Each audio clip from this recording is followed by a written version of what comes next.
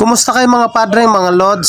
Sa araw na ito, magko-convert tayo ng 4-pin na CDI dito sa motor ng aking tatay na CB125. At kung mapapansin nyo sa parting kanan, pinutol ko na yung socket ng kanyang CDI. May makikita tayong red na may stripe na black. Ito yung accessories wire na kapag sinusian mo, mapapasukan ng positive supply yung ating CDI. Samantala yung black naman na may stripe na yellow, ito yung ating ignition coil. Yung solid na green naman, siya yung ating ground. At yung blue na may stripe na yellow, siya yung ating pulser. So ulitin ko lang, itong hawak ko, yung red na may stripe na black, ito yung accessories wire na kapag sinusian mo, mapapasukan ng positive supply. Ito namang hawak kong isa. Ito naman yung black na may yellow. Ito yung papuntang ignition coil. Ayan. Lilinyahan natin mamaya yan. Ito naman yung blue na may stripe na yellow. Siya yung pulser. Yung green. Yan ang ground ng ating CB125. O ground ng mga Honda. So ayan. Magtatap tayo ngayon ng 4-pin na CDI.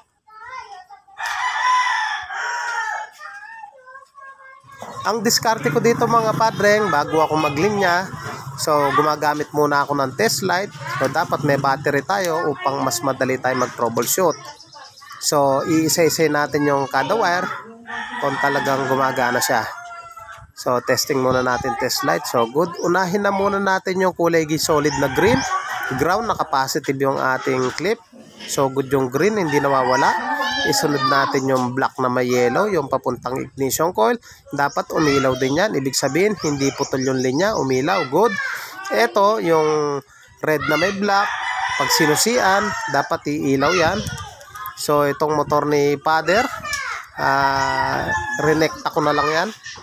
Kasi sira na yung kanyang susian. So, irerekta ko muna. Dapat naka-negative tayo yung ating clip sa battery dahil positive po yan. Dapat iilaw yan bago natin i-connect yung ating 4-pin. So sundutin natin, dapat iilaw. So yun, walang supply. So double check natin, okay yung test light. So walang supply. Ayusin ko muna yung pagkarekta dito sa kanyang headlight. May makikita kang red na may white tsaka red na may black. So ayun, nagkaroon na ng supply. So pwede na tayong mag-tap dyan ng 4-pin na CDI at napatunayan na natin na good yung ating wiring connection ng ating CDI.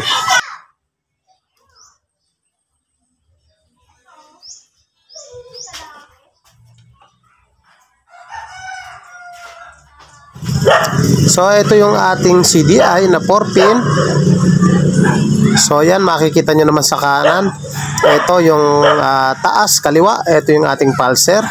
Baba, kaliwa, negative. Ito, baba, kanan, positive. So yung taas, kanan, siya yung ignition coil. Ulitin ko lang, pulser, negative, positive, tsaka ignition coil. So kabit na muna natin yung socket. Tsaka tingnan natin yung pwesto niya. So nakaharap sa atin yung CDI. So ayusin natin, pag-iwalay-walay natin yung kanyang wire. Bali 4 lang yan. So eto, pulser, negative, pulser. Sa baba, negative, positive, at ignition coil. So pwede na nating itap yan. So natatandaan nyo naman mga padre. Ulitin natin, negative. Ito sa taas na to. Itatap natin yan sa solid na green. Ating wiring harness. So itap na muna natin yan.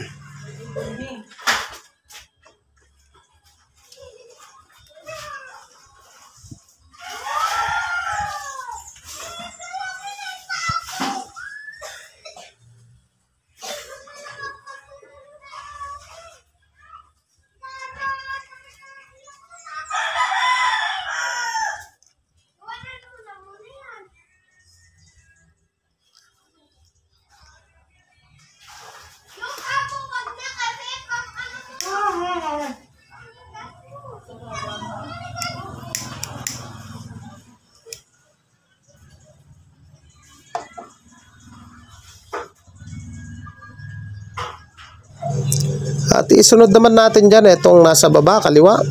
Ito yung ating negative. So sabi ko nga, yung solid na green ng Honda, siya yung nagsisilbing na ground o negative. So i-tap lang natin yan.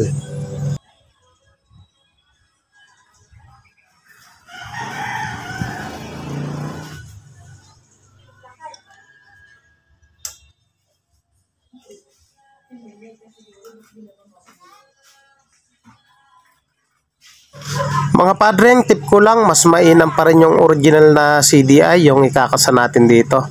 So ginawa natin 4-pin dahil wala kaming mabilhan upang magamit lang tong motor ni Airpat. So ginamitan muna natin ng 4-pin para hindi naman matenga yung motor at mapakinabangan pa rin. So yung mga padreng, nakabit na natin yung pulser negative. Isunod naman natin yung kanan sa bandang taas. Ito yung ating ignition coil. Itatap lang natin to sa block na may stripe na yellow na nakikita nyo sa screen sa kaliwa. So tap lang natin doon sa pinagputulan sa kanyang wiring harness, block na may stripe na yellow. So yan, tap lang natin. So bali isang wire na lang yung hindi natin na itatap. Yung kanan na pinakababa, yung ating positive ng CDI, itatap natin yan sa red na may stripe na block na masusupply ng positive kapag sinusian mo yung susian natin. Itong motor ni Father, renekta na lang natin yan. So ayan, kabit na natin yung positive. Itong natitira, yung kanan na pinakababa, ilalagay natin sa red na may block. Tap na muna natin dyan.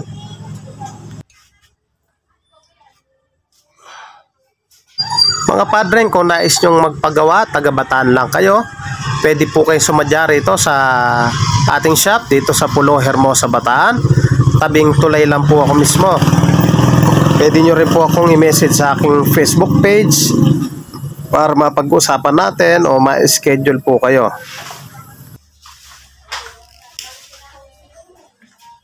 So yun na nga mga padreng, nakumpleto na natin yung ating connection ng 4-pin at pwede na natin ikabit yung kanyang 4-pin na CDI at may gagawin tayo dito sa kanyang pulser.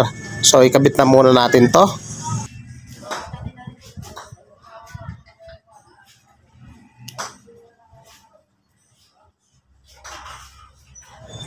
Ang naging issue nga pala nitong motor na to, ayaw na maglabas ng kuryente, bumigay na yung kanyang CDI, tapos pati yung kanyang regulator bumigay na rin, na mumundi na rin siya ng bumbilya ng test light pag rinirevolusyon, kaya napilitan na tayong magpalit ng 4-pin.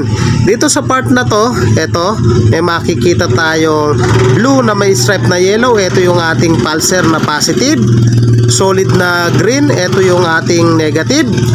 At ang gagawin ko lamang dyan mga padreng, huhugutin ko yung dalawa na yan, tapos pagpapalitin ko ng pwesto. So kasi pag di natin pinagpalit yan, matigas tadyakan at bumabaldag. So yan, pagpalit ko na, bali tumapat yung green sa blue, yung blue tumapat naman sa green. So try na nating paandarin. O check muna natin yung kanyang spark plug kung maglalabas ng kuryente bago natin paandarin mga boss.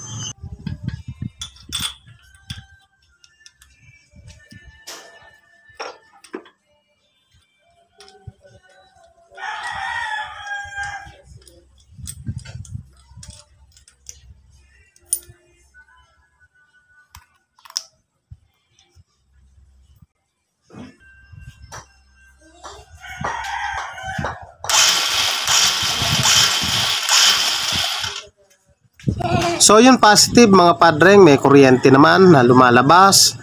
Kasanan natin para mapaandar na natin yan.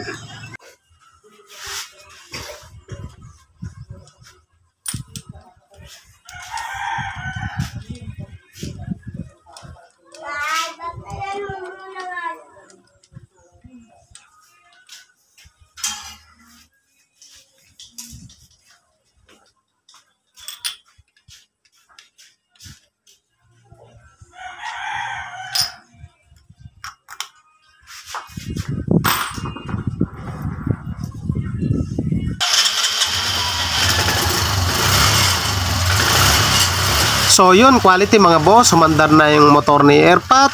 Kaya naman kung nagustuhan mo yung ganitong tutorial, huwag nyo pong kalimutan na paki-like, Paki-subscribe, pakihit na rin po yung notification bell para updated po kayo sa mga videos na ilalabas ko. Thank you po sa inyo, God bless at mabuhay po kayo.